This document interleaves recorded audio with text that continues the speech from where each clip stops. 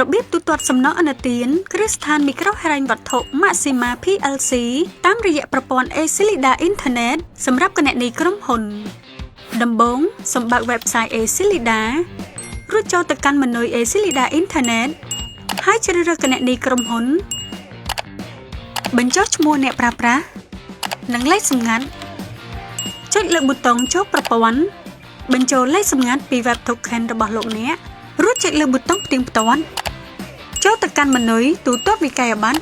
ចុចលើម៉ឺនុយវិក័យប័ត្រហិរញ្ញវត្ថុ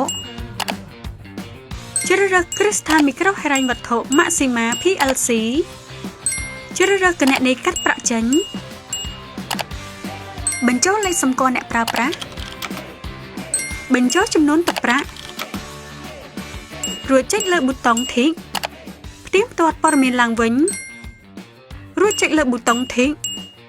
បញ្ចូលលេខសម្ងាត់ពី Web Token របស់លោកអ្នកដើម្បីផ្ទៀងផ្ទាត់